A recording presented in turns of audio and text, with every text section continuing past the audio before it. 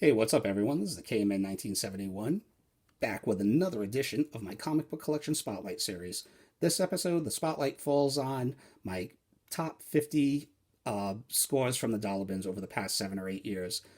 During the last top 50 video that I ended up shooting, I don't know, a couple of weeks ago, I ended up showcasing this book, Malibu Sun number 13, as my all-time favorite dollar bin pickup ever, my best score basically. And I ended up getting a couple of requests asking to show basically what else I've scored from the dollar bins, and it seems to be a top 50 trend going around the community at the time. So I figured, why the heck not? So this is basically my love letter to the dollar bins, the only quote unquote mystery box that I can endorse. If you want to seamlessly grow your collection cheaply, I would suggest as soon as comic book shops are open back up again, you support them at least by going into the dollar bins. There's a lot of good stuff to dig out of there. Um, I'm not want to. I don't want to seem like I'm dogging people that do get mystery boxes, but I'm just old school, and they're just not for me. From what I've seen, I get the concept. Basically, it's like a scratch ticket to get a really key book. But for the at least the videos that I see, it just seems like you're getting an incentive that's going to depreciate in value rather quickly in a bunch of dollar bin books anyway. So for me, myself personally, I'd rather put that money to use and actually select the books that I'm going to get out of this, quote unquote mystery box. Over the years, I've picked up a lot of minor keys, books that weren't really technically worth anything at the time, but grew in value. Basically, my criteria for the dollar bins, my criteria for collecting comics in general. I like to fill out my runs. I like to get first appearances. I like to get cheap spec books. I like to get cool covers. But in the dollar bins, everything's a dollar. So I'd rather spend $5 on 5 books than say like $50 or more on 5 books. So in videos like this, they usually tend to, well, everyone, including myself, tend to leave the big book for the end. But seeing I've already declared this as my best score from the dollar bins, I figured I'd start off with that. The rest of these books range from, for the most part, for that in that like $10 to $25 range, except for a couple of others. There are a few in here that are worth more than that. So, without further ado, let's get on with it.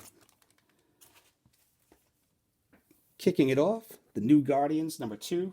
Now, this takes me back to when I first started watching YouTube haul videos, and I want to say Mercenaut was the first one that brought it to the community's attention. This features a character called Snowblind, who is powered by cocaine, and I just think that's hysterical. So, once again, a book that I wouldn't want to pay $10 for online, but for $1, I'll buy that joke for $1. Captain Marvel number 16, first cameo appearance of Phyla Vell. Alpha Flight number 51, first artwork from my at Marvel Comics by my all-time favorite artist, Jim Lee. Machine Man number 2, I have like several copies of this issue. First appearance of Iron Man 2020. West Coast Avengers number 45, first appearance of the White Vision. Green Lantern Corps number 201, first appearance of Kilowog. Deathstroke, the Terminator number 1, first time Deathstroke had his own series, and worth it just for that killer Mike Zeck cover alone. Secret Avengers number 23, first time Agent Venom joins the Avengers. Nova number 8, first appearance of Cosmo. I believe it's also the first appearance of Nowhere. If you're a Guardians of the Galaxy fan, you kind of want this issue. At least I did. And it features this killer Nova cover. Actually, the first, years worth of covers on Nova from this series are pretty killer. He-Man and the Masters of the Universe, number 14, featuring the origin of She-Ra. Action Comics, number 894, which just features this killer David Finch death cover. Featuring speaking of killer covers, remember when this cover was all the rage going through the community like maybe 2-3 years ago? Legionnaires number 16, now a classic Adam Hughes Dream Girl cover. The Mighty Thor number 390, nowhere near as hot as it was like just after Endgame, but I want to say it's still a $10 to $15 book. Definitely worth more than $1. Marvel Fanfare number 11. I originally just picked this up back in the day because I'm a gigantic George Perez dork, and I had no idea that he did a Black Widow story in Marvel Fanfare. So, and we all know how this ended up turning out. First appearance of the Iron Maiden. Another run that I used to love to fill in, which is another thing that the dollar bins are great for. I filled in runs on Uncanny X-Men, New Mutants, Conan the Barbarian, Star Wars Volume 1, G.I. Joe Volume 1. So a lot of times when you're just filling in runs that no one really cares about at the time, those books can sometimes morph into keys, such as this. So New Mutants number 1, number 14. And these are all like my second copies. I have higher grade copies buried in some of my long boxes somewhere. This is the first appearance of Ilyana Rasputin as Magic, allegedly. Technically, myself, I consider Magic number 4 as her first appearance as Magic, but the community has decided on this one. New Mutants number 16, first appearance of Warpath. Uncanny X-Men number 244, first appearance of Jubilee. An example of a comic. This is my second copy. First copy I paid $10 for. Probably a month later I ended up finding it for $1. It's happened to us all. Marvel and DC present the Uncanny X-Men and the New Teen Titans, one of my all-time favorite old school books from the Spinner Rack years. Love this book. Once again, a book that's only worth $10 on a good day. I believe it was like massively produced. Teen Titans and X-Men were at the height of their popularity in the 80s at this time. So, yeah, awesome to have, but another one of those examples. I'd rather pay $1 than $10. Another must-have for X-Men fans. Phoenix, The Untold Story, number 1. If you're a fan of the Phoenix Saga, you have to have this in your collection. This is kind of like a director's cut ending version of it. So, pretty cool. X-Men Special Edition, number 1, features this awesome Dave Cockrum wraparound cover, and this was my first time reading Giant Size X-Men number 1. This is reprints Giant Size X-Men number 1. So, nice. Another book that I paid around $10 for and then found it several weeks later in the dollar bin, Wolverine Annual 99, Wolverine Grudge Match versus Deadpool.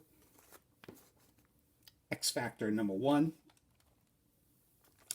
And of course, the first real, quote-unquote, real appearance of Domino, X-Force number 11. Make some room. Another series I like to collect from the dollar bins is What If. So here's What If Volume 2, number 4. This is the first time that Thor and Hulk were venomized, or basically any character in the Marvel Universe aside from Spider-Man that was venomized. Out of continuity, but still a cool book to have, especially for $1. What If, number 58. Nice homage cover for $1. Why the heck not? Like that yellow cover, too. And of course, Spinner Rack favorite, What If, number 39, from Volume 1, Thor versus Conan. Freaking cool.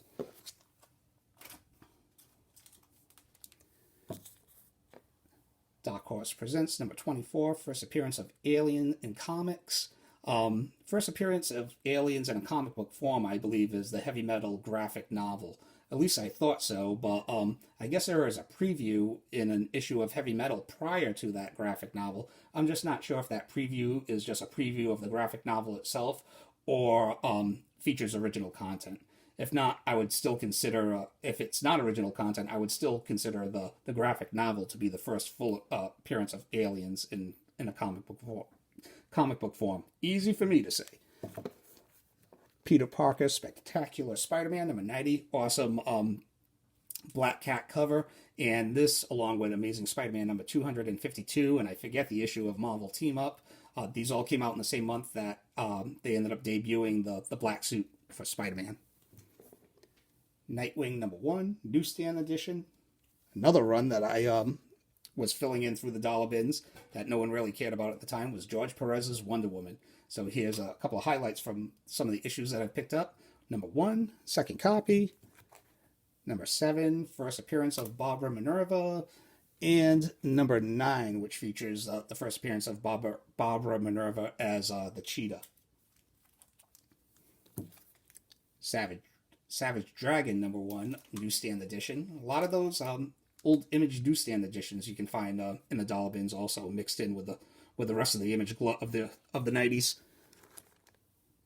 Gen 13 #1, another example of books that I love to pick up from the dollar bins, books that were like super hot that you could not touch back in the 1990s, and they have a fall from grace, and they usually rebound again. I mean, and this is a perfect example of that. Not a book that is anywhere near what it was worth in the 90s, but it's definitely not worth $1 anymore. And look at that J. Scott Campbell cover. It's worth it just for that alone. Sandman #22, first appearance of Daniel as a baby. Another example of a book that I paid $10, $15 for and ended up finding it a month or so later in the dollar bins. Conan the Barbarian #241, newsstand edition, Todd McFarlane cover. The Question #17, which features the first appearance of Rorschach in the DC universe. Kind of. It's in a dream that the Question's having. Spoilers. Harbinger #2, coupons included. This takes me back probably about 7 years ago when my regular LCS ended up shutting down and I had to venture out and find a new LCS in the area. And I ended up finding two, ironically, right across the street from each other too. So one of these ended up implementing dollar bins, which was great. And at that time, it was chock full of early Valiant stuff from the 1990s that no one cared about at the time. So here are some of those highlights that I was just stoked. I mean, I love early Valiant up till Unity, and maybe even a little after Unity too. Maybe a year's worth of Valiant after Unity. But to pick these up with the coupons, great. There was no #1, but I already had #1, which I bought a couple of years before that. But great stuff. Harbinger, these early issues, you could not touch them in the 1990s. So here's #2 and #3, which had a little rebound over that Bloodshot movie that came out this year. Magnus Robot Fighter #12, which features the first modern appearance of Turok after his Gold Key days. Another book that you could not touch it back in the 1990s, man. XO Man of War #4, first cameo appearance of Shadow Man. And of course, Eternal Warrior #4, which features the first cameo appearance of Bloodshot. And we will end this video off with a little Bronze Age. I love picking up Bronze Age from the dollar bins, especially if I can snag a couple of premiere issues here and there. So here's Battlestar Galactica #1, The Human Fly #1, The Micronauts, one of my favorite old school series. #1, great stuff. Excellent Michael Golden artwork. And yes, The Eternals #1. I have higher grade copies of these in my long boxes buried somewhere, but after I bought those, I stumbled across these. Now, anyone that's been digging through dollar bins over the past 10 years or so, it was littered with Eternal comics for years. So, I initially just bought the first couple of issues just to have them in my Bronze Age collection, and then, I don't know, about 2 or 3 years ago, rumors started to circulate about the Eternal, so I started picking up the first couple of issues in dollar bins. So, here's #1, featuring the first appearance of the Eternals, #2, which features the first appearance of the Celestials, and #3, in my opinion, the money book out of all of them, believe it or not, which features the first appearance of Cersei. So my own conspiracy theory when it comes to the Eternals is the only characters that are really going to matter from that franchise are going to be Cersei and the Black Knight. I haven't read any rumors on it or any kind of speculation. It's just basically an idea that I have in my head for some reason or another. So that's all I have for my dollar bin pickups. I hope this entertained you all. I will be back in a couple of weeks with my double-sized 75th comic book haul. Hope you all like that. I was going to do a dollar bin binges from the Fringes video, but I'll save that until next month. I wanted to put out a traditional comic book haul for this month. So please stay safe out there. Thank you all for watching, liking, and subscribing. Thank you all to all the essential workers out there keeping this train moving. And I will see you all later. Take care. See ya.